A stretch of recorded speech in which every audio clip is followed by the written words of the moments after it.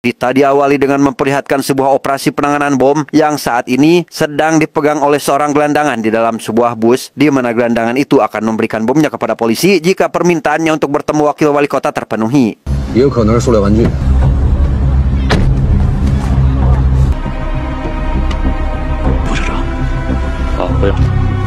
Setelah bertemu dengan wakil wali kota, si gelandangan langsung mengatakan dua hal yang memang sengaja dia tujukan kepadanya, yaitu si wakil adalah orang yang jahat dan orang paling jahat di pemerintahan.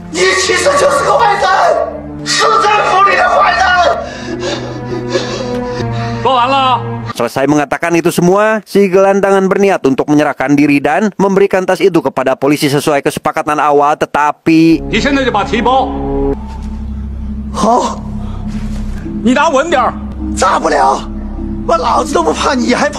beruntung anak si wakil yang bernama Jian Ming datang tepat waktu dan membuat ayahnya selamat dari ledakan tersebut.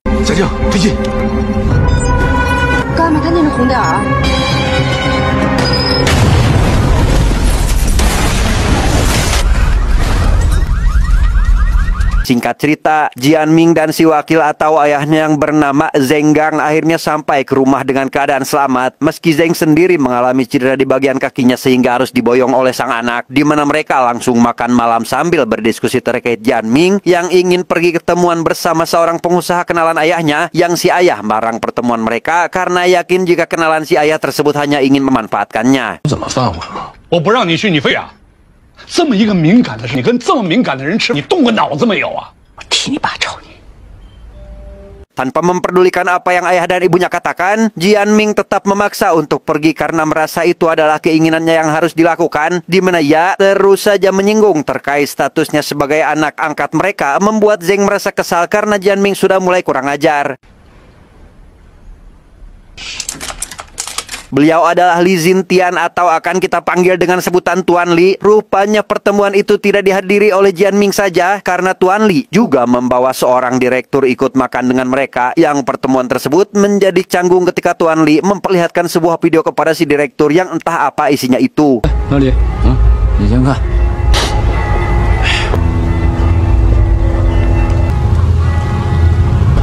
Li, setelah memohon dan mengemis, si direktur meminta agar Tuan Li menghapus videonya karena akan sangat membahayakan posisinya, di mana Tuan Li memasukkan ponsel berisi video itu ke dalam panci panas dan meminta agar si direktur mengambilnya kembali jika dia ingin memilikinya.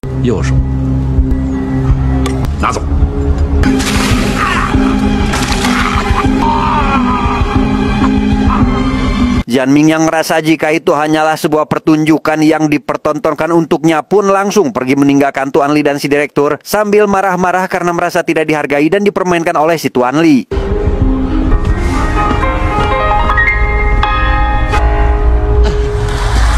Singkat cerita, terlihat Tuan Li bersama seluruh petinggi perusahaannya berkumpul untuk mendiskusikan terkait Tuan Li yang akan mundur dari kursi kepemimpinannya. Ia yang merasa sudah tua berniat untuk mengangkat seorang pemuda bernama David untuk menjadi pemimpin atau presiden baru di perusahaannya.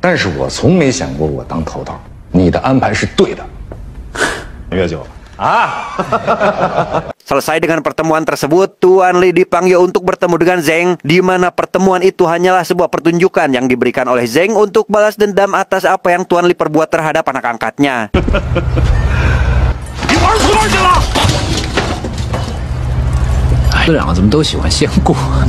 Selain balas dendam, Zeng juga mempertanyakan tentang arti ledakan bom kemarin yang Tuan Li kirimkan kepadanya, karena Zeng yakin jika bom tersebut adalah kiriman dari Li yang memang ingin membunuhnya, di mana Li sendiri tidak mengetahui apa yang Zeng katakan karena sejatinya dia tidak melakukan apa yang Zeng tuduhkan kepadanya.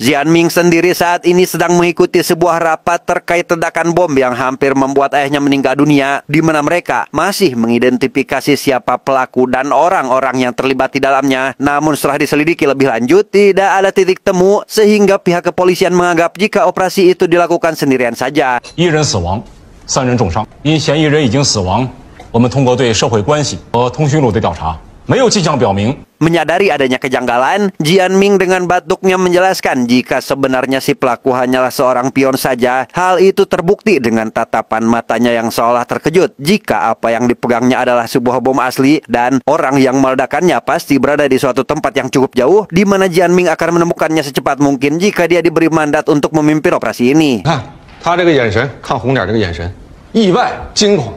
结果说明有人想通过手机控制爆炸。 Setelah berhasil meyakinkan atasannya, Jianming akhirnya diberikan kepercayaan untuk memimpin operasi di mana dia membawa 2 orang rekannya untuk membantu karena selain dari mereka berdua, tidak ada satupun orang yang bisa dipercaya.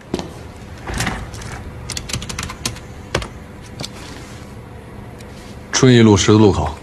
不是，这跟你查电话有什么关系吗？ Dengan kecerdasan yang luar biasa, akhirnya Jianming dan 2 rekannya berhasil menemukan sosok yang diduga adalah orang yang meledakkan bom di dalam bus tersebut yang meskipun identitas pelakunya sudah didapatkan, tapi untuk keberadaannya, Jianming masih belum yakin karena orang itu sudah menghilang dari permukaan. 刘明利，新众商有限公司的法人，旗下还有一家拆迁公司，拥有爆破资质。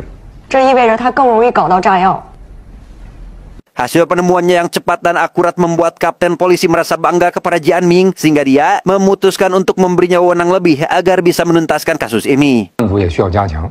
那我宣布一下啊，从现在开始，苏建明同志正式主导这件的侦破工作。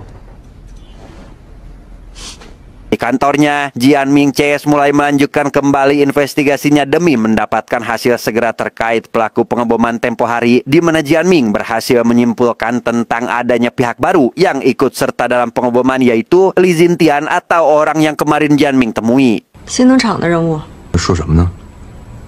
这还用读吗？这一打眼就能看出来。我们一般管这叫偷情。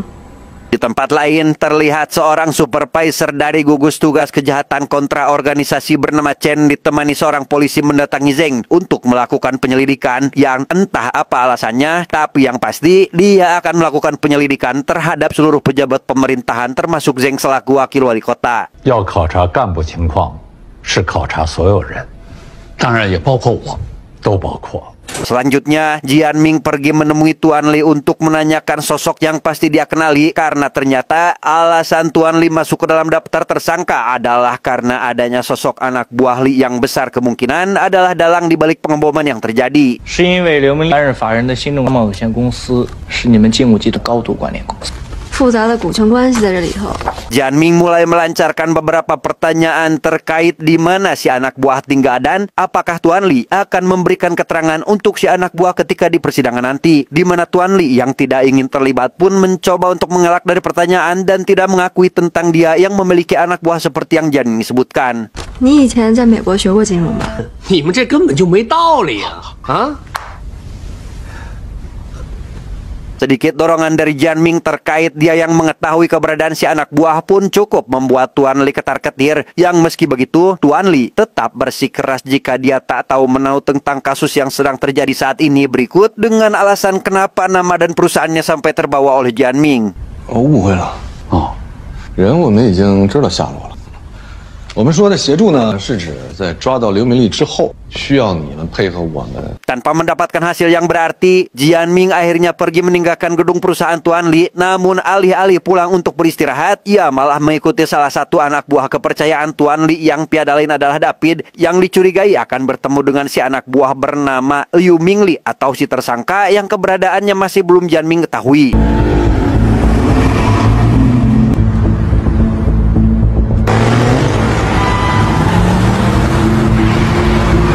Ketika masih memantau pergerakan David, Jianming mulai sadar jika saat ini merekalah yang sedang dibuntuti, sehingga Jianming memutuskan untuk membiarkan komplotannya pulang, sedangkan dia sendiri akan pergi menemui David untuk memastikan sesuatu. 李志晨已经明白了，我们根本不知道刘明利在哪儿。一会儿你们先走，我还有点事儿。 Bertemunya dengan David, Jianming langsung mempertanyakan tentang apakah dia mempunyai hubungan dengan Mingli atau tidak, yang jika pertanyaannya tidak dijawab, maka Jianming akan membeberkan rahasia perselingkuhannya kepada Tuan Li. 你看看这个。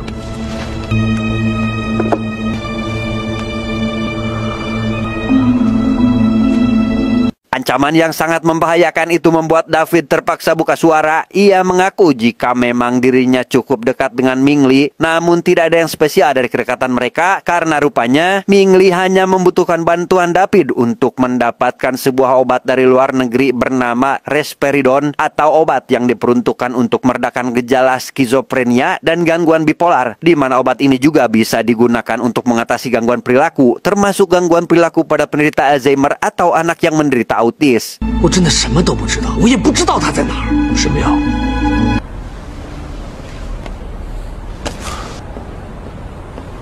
Di tempat lain, terlihat Pak Zeng menemui seorang wanita muda secara sembunyi-sembunyi. Entah wanita itu adalah selir atau anaknya, tapi yang pasti dia hanya datang untuk makan malam dan langsung pergi setelah semua urusannya selesai. 你为什么对我这么好啊？有人托我照顾你呀、谁啊？ 你也没必要知道。 Sementara itu, Tuan Li diantar David untuk memasuki apartemennya karena rupanya Davidlah satu-satunya orang yang memiliki akses ke tempat tersebut, dan jika David tidak ada, maka Tuan Li tidak akan bisa masuk ke tempat itu.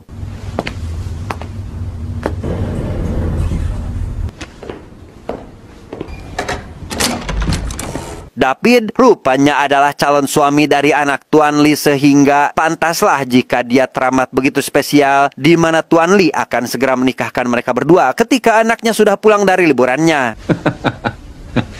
亲爸爸一口。收到。 Setelah bertemu dengan David, Jian Ming segera melaporkan hasil pengamatannya kepada si kepala polisi dan si investigator, di mana Jian Ming memberitahu mereka jika kasus ini bukanlah kasus yang sederhana, yang hal itu dia simpulkan berdasarkan pengamatannya terkait Tuan Li yang menjadi dalang atau pelaku dari kasus ini. 什么然后？你是不是觉得案子会很顺利？不是有什么新情况？ 中央这么大力开展扫黑除恶专项斗争。 Mendengar penjelasan hasil pengamatannya yang luar biasa, si investigator yang tidak ingin Jian Ming mendapat masalah pun menyarankan agar dia menyerah atas kasus ini karena berdasarkan pengamatan si investigator, Jian Ming masih belum cakap untuk menanggung resiko yang akan dihadapi, yang bagaimana tidak, kasus ini memiliki keterkaitan dengan mafia dan aspek pemerintah, sehingga akan banyak jatuh korban ketika si pelaku merasa terusik dengan pergerakan Jian Ming. 所有人，包括我，在这盘棋里，俗，过河的俗嘛，就是只能进不能退。 Si kepala sendiri juga menyarankan agar Jian Ming menyerah saja, namun hal itu hanya sebatas saran karena jika ia merasa mampu dan siap menanggung resikonya, maka Jian Ming bebas untuk melanjutkan misinya tersebut. 你要处处小心，保持对一切的怀疑。一切有多大？所有人，包括我。 Singkat cerita, tibalah waktu penangkapan Ming Li. Jian Ming langsung membawa dua rekannya berikut beberapa orang polisi untuk membantu operasi tersebut, di mana Jian Ming dengan akurat membawa semua pasukan ke tempat tinggal Ming Li setelah mendapatkan informasi terkait orang yang mengalami gangguan mental yang cukup jarang di kotanya. Risperidon， 中文名叫利培酮。我调查过，他身边没有这样的病人，有一个得这种病的人。 Tanpa menye-menye lagi, Jian Ming langsung memasuki rumah Ming Li, yang di sana Jian Ming hanya mendapati istri Ming Li sedang membersihkan kaki sang anak. Namun karena tahu jika targetnya ada di rumah, Jian Ming segera memintanya untuk keluar agar hukumannya bisa diringankan. 刘明丽，出来吧！所有路口都有警察，你跑不掉的。你要是拒捕的话，我们怕伤着孩子。 Tanpa basa-basi, Ming Li akhirnya keluar dan menyerahkan diri, yang ketika Ming Li keluar dari rumah dan turun ke jalanan, tiba-tiba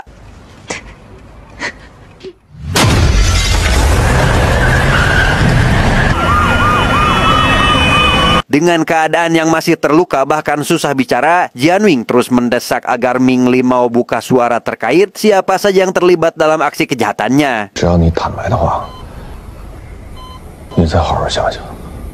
他们都要灭你的口了，你还有必要替他们隐瞒吗？ Baru saja selesai menyambut kepulangan anaknya yang langsung ditikahkan dengan David, Tuan Li yang saat ini sedang bersantai malah mendapatkan panggilan dari nomor tadi kenal yang ternyata adalah dari Zeng yang memberikan rekaman suara Ming Li yang akan mengakui semua kejahatannya dan membocorkan siapa saja yang terlibat di dalamnya.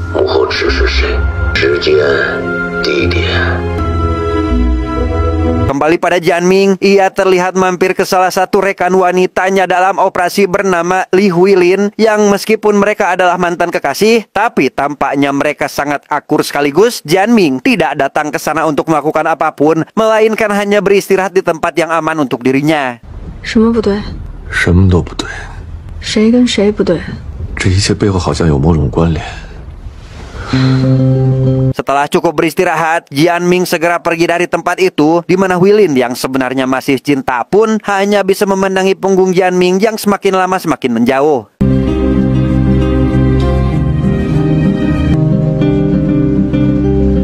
Sementara itu, Tuan Li diundang oleh Zeng untuk bertemu di salah satu tempat di dalam mobil, yang di sana mereka berdua bercerita cukup panjang lebar terkait masa lalunya yang ternyata adalah sepasang sahabat yang memilih jalan berbeda untuk mencapai kesuksesannya. 所以人们会相信他一定是受你的指使。他怎么会听你的？是人就会有弱点吗？那就凭他的口供。 Di sana Zeng mengaku jika dialah yang sudah meledakkan bom tempo hari. Hal itu dilakukan untuk menjebak Li karena kesal sudah menolak sebuah kesepakatan dengan seorang bos besar, di mana perjanjian itu sangat menguntungkan bagi Zeng, sehingga ia merasa dendam kepada Tuan Li dan mengancam akan mengusirnya dari negara ini jika dia tidak mau menandatangani kesepakatan tersebut. 你走，走，去国外，你都不听，我只能处此下策。逼我走。 Karena tak mau pergi dari negaranya, Tuan Li akhirnya bersedia untuk menandatangani kesepakatan yang Zeng katakan, sehingga Zeng langsung memanggil si bos yang dimaksud dan mempertemukannya dengan Li untuk membahas kesepakatan yang disebutkan tadi. 老郑，时间10里了，核桃早就准备好了，没问题，走了。哎。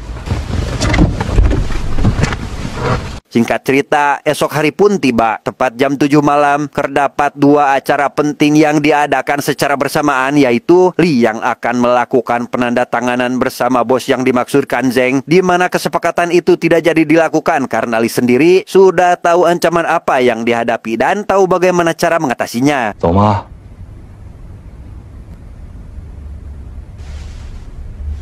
他为什么还不走？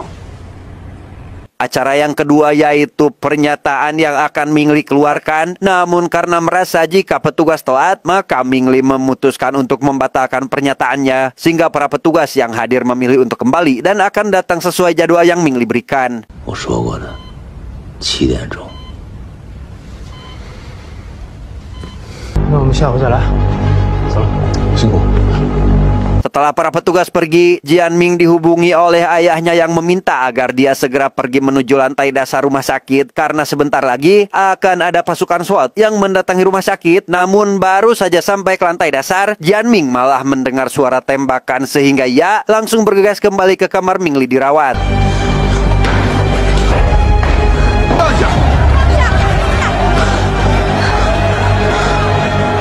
Entah siapa yang mengerahkan para pegawai konstruksi, mereka mendemo rumah sakit yang membuat Jianming dan anggotanya kesulitan. Namun meski begitu, pada akhirnya ia dan pasukan SWAT berhasil menemukan di mana Ming Li berada. Tapi terlambatlah sudah karena saat ini Ming Li berada di tangan seorang salah satu pegawai konstruksi yang langsung menerjunkan diri dari atas gedung rumah sakit. 强迫我们搬迁不给钱，我们吃不够，对吧？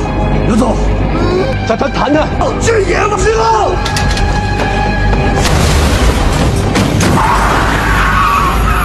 Setelah kejadian itu, Jianming jadi sering melamun mengingat apakah yang dilakukannya adalah hal baik atau tidak. Bahkan ketika memberikan laporan, ia menjelaskan kepada si investigator dengan nada kesal, apalagi setelah dia menyadari jika semua hubungan yang sudah dia jalin kini terputus akibat kehilangan sosok Ming Li atau kunci dari penyelesaian kasus ini. 我相信你的觉悟，对最终结果你会做出一个正确的判断。你相信吗？我当然相信。 Di malam yang sama, lebih tepatnya di sebuah tempat istirahat pegawai restoran, mereka menikmati waktu istirahatnya untuk merokok dengan sebuah asbak yang menempel di dinding, di mana keanehan terjadi ketika si perokok terakhir mematikan rokoknya di asbak tersebut.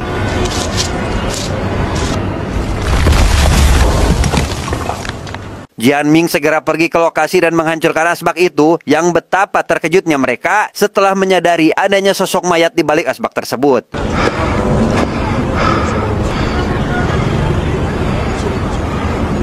Mendapat laporan penemuan mayat, Zeng segera menemui Li untuk menumpahkan semua amarahnya karena ternyata mayat itu adalah mayat seorang wanita yang mereka berdua bunuh puluhan tahun yang lalu.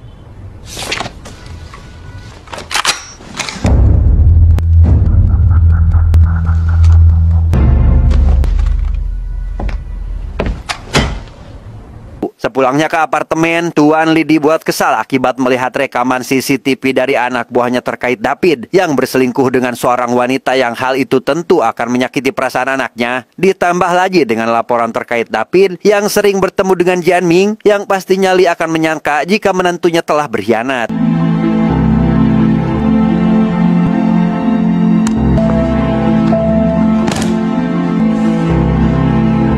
Tanpa menunggu waktu lama, Li segera memanggil David dan anaknya untuk makan malam. Yang setelah makan selesai, Li meminta waktu David untuk berbincang terkait apa yang selama ini dia lakukan. Namun karena masih menghargai perasaan anaknya, Tuan Li hanya meminta David untuk menghilang dari kehidupan sang anak dan tak pernah sekalipun menemuinya lagi. 明天我会公开宣布洛杉矶出差。 我让你回来，你再回来啊！ Selesai dari pertemuan itu, Tuan Li yang sedang beristirahat mendapat panggilan dari nomor yang tidak dikenal, yang ternyata si penelpon itu adalah tentara bayaran yang berniat untuk menghabisi Tuan Li. Namun karena Li sudah sadar jika nyawanya berada dalam bahaya, ia pun selangkah lebih cepat dari mereka dan...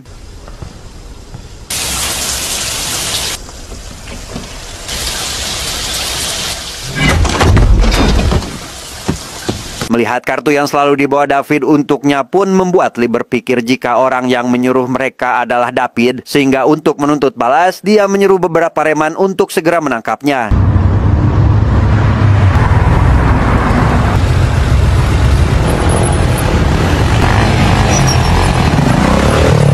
Setelah para reman menangkap dan menyekapnya, datanglah Tuan Li dengan seragam eksekutornya. Ia langsung melampiaskan kemarahannya kepada David sampai dia meregang nyawa.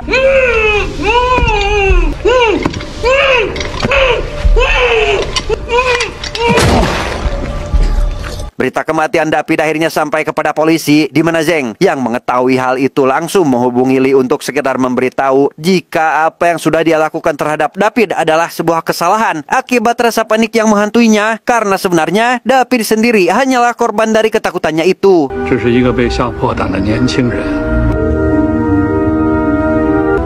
老李，老李。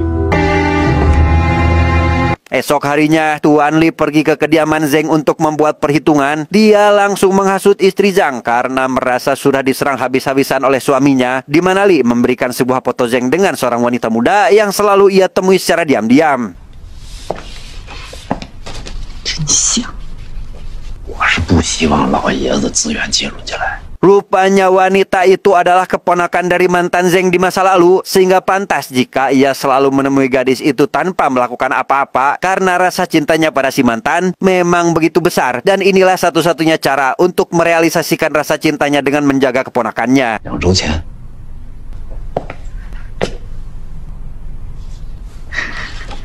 这一晃眼儿长这么大。 Tentu si istri yang merasa cemburu meminta agar Li menghabisi keponakannya itu. Ia tidak ingin cinta suaminya terbagi dengan wanita lain, meski pada kenyataannya sang mantan telah meninggal dunia sejak lama. 能做到吗？能啊，走吧。 Jian Ming sendiri baru tersadar akan sebuah kejanggalan dari mayat yang tempo hari dia temukan, di mana ia meminta mantannya untuk mencari tahu setiap kematian yang tidak biasa di kotanya dan cocokkan dengan DNA dari mayat yang ditemukan tersebut, karena menurutnya DNA mayat itu sudah ditukar dengan DNA orang lain tepat sebelum si mayat dikremasi. 一定要比对 DNA。为什么呀？火化时有人掉了包。 Setelah mendapatkan hasil yang diinginkan, Jian Ming segera menemui keluarga si mayat yang masih hidup, di mana keluarganya itu adalah orang yang selalu ayah tirinya atau Zeng temui secara diam-diam. 姨妈， 他一直未婚，你现在是他唯一的亲属。资料显示呢，你妈是2004年车祸去世的。Keluarga korban yang Jianming temui adalah keponakan si mayat, di mana dia menjelaskan jika mayat itu meninggal 10 tahun yang lalu dalam sebuah kecelakaan mobil yang setelah tes DNA dilakukan, mayat itu atau bibinya langsung dikremasi. Yang tanpa sadar, rupanya mayat yang dibakar bukanlah si bibi melainkan mayat orang lain dengan mayat si bibi yang dibiarkan terkurung di dalam sebuah bangunan. 之前你在交管局留比对的 DNA 样本，跟我们比对，确定这具尸骨的 DNA 跟你有血缘关系。 Setelah menjelaskan kronologis kematian bibinya, Jianming juga memberikan foto Tuan Li. Barangkali si keponakan mengenalinya, namun karena ia tampak tidak tahu, Jianming hanya meminta si ponakan untuk mengingat-ingat petunjuk yang ditinggalkan si bibi sebelum ia mengalami kecelakaan. 对，如果你想到什么或者发现什么，可以随时给我打电话。我们在市歌舞团的档案馆。 Si ponakan yang mendapat sebuah file berisi penampilan bibinya sebelum meninggal segera menyetelnya di rumah serta mulai mencari petunjuk seperti yang Jiang Min katakan, di mana dia mendapati sebuah ponsel yang tersimpan di dalam boneka dan langsung menghubungi Jianming untuk melaporkan hal tersebut. 我找到了我姨妈当年的老手机。我现在就能交居委会赶，手机的事跟谁也别说。 Tepat ketika anak Li akan melahirkan, ia mendapatkan panggilan dari Zeng terkait barang yang mereka cari selama ini, yaitu sebuah ponsel milik mantan Zeng atau si bibi yang katanya sudah kembali menyala beberapa waktu lalu. 如果建明打开这部手机，不管是大船还是小船。 Meski sempat berselisih, mereka berdua akhirnya berkolaborasi untuk menangkap dan membawa ponsel yang ditemukan si ponakan, di mana Lilah yang bertugas untuk melakukan pekerjaan kotor itu dengan satu syarat, dia tidak boleh sampai menyakiti keponakannya. 我来管，你记着啊，你再帮我推下水。 Sementara itu, si ponakan sudah berada di dalam kondisi terikat oleh beberapa orang suruhan dari Tuan Li, di mana dia dipaksa untuk menyerahkan ponselnya jika masih menyayangi tubuhnya yang masih suci ini. 你把手机给我，我就走；别的话，先奸后杀。 Jianming sendiri saat ini sedang berada di perjalanan menuju kediaman si ponakan, di mana dia memilih untuk berangkat sendiri tanpa membawa seorang pun bersamanya, yang tanpa sadar jika hal itu sangat berbahaya, mengingat dia yang tidak akan bisa berbuat apa-apa di hadapan para reman yang sudah biasa melakukan kekerasan. 谁的电话？ Setelah beberapa kali menghubungi si ponakan dan tak pernah diangkat, Jianming curiga jika saat ini si ponakan sedang berada dalam bahaya, yang di tengah kecemasan itu, ia dihubungi oleh si investigator yang langsung menanyakan tentang apa yang sebenarnya terjadi, di mana Jianming menjelaskan jika air yang mendidih di dalam panci akan segera meledak karena Jianming sudah berhasil menemukan kunci yang bisa menutup kasus ini malam ini juga. 你那边大概需要多长时间1个小时左右，我跟您汇报。这边特警、交通、通信是联系。好。 Si ponakan sendiri saat ini baru saja mendapatkan tamu lain yang ternyata adalah anak buah Tuan Li yang memberikan uang sebanyak 10 juta yuan jika si ponakan bersedia untuk menyerahkan HP yang diinginkan oleh Tuan Li dan pergi ke tempat manapun yang dia inginkan.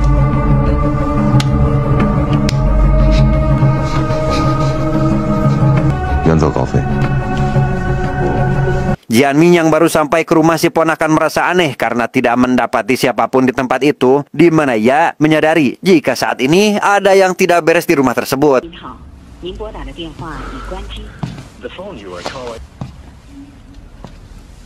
Setelah mendapatkan ponsel yang si ponakan sembunyikan, datanglah mantan Jianming untuk membantunya karena tahu jika dia akan berada dalam bahaya, namun terlambatlah sudah bagi mereka untuk melarikan diri karena reman suruhan Li sudah hampir menemukan mereka yang membuatnya harus segera pergi dari sana.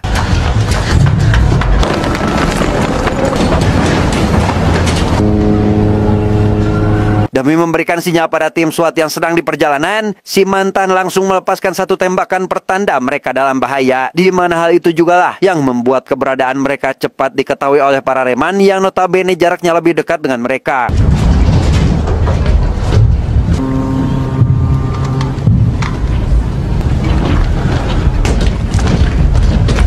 Di tengah kepanikan yang sedang berlangsung, Tuan Lee masih bergelut dengan masalah lain terkait anaknya yang sedang dalam proses melahirkan, sehingga membuat fokusnya menjadi terbagi, di mana dia hanya bisa melampiaskan kemarahannya pada Prareman yang belum juga mendapatkan barang yang dia inginkan.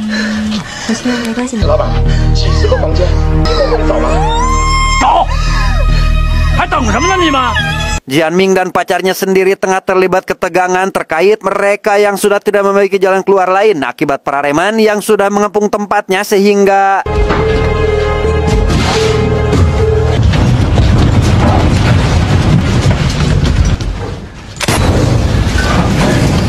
ketika Prareman sedang bersembunyi itulah, Jianming berhasil membuka HP yang selama ini menjadi kunci dari kasus ayah tirinya, di mana isi dari HP itu adalah gambaran dari keluarganya dengan wanita yang meninggal yang rupanya adalah ibunya sendiri, yang ketika mereka berdua sedang lengah, Prareman itu mulai menyerang kembali dan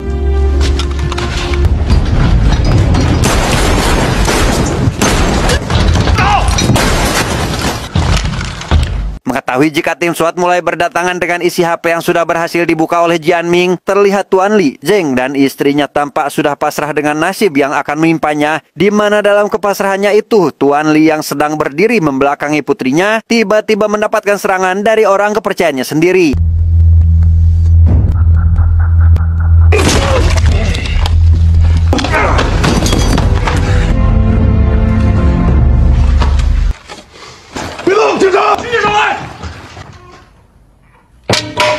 Enam bulan kemudian setelah Tuan Lee ditangkap, ia ditemui oleh pihak investigator untuk membuatnya mengakui setiap kejahatan yang dia lakukan bersama rekan-rekannya, di mana Lee memberitahu jika simbol perusahaannya, yaitu bambu yang dia simpan di dalam apartemennya, terdapat sebuah flashdisk yang berisikan kejahatan Zhang untuk berjaga-jaga jika suatu hari Lee mendapat ketidakadilan seorang diri.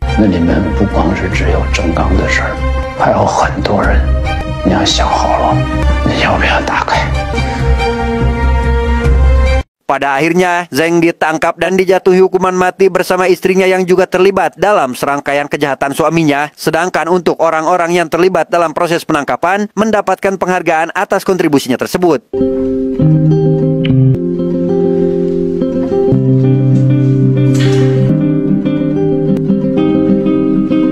Tamat, ending yang sangat membagongkan.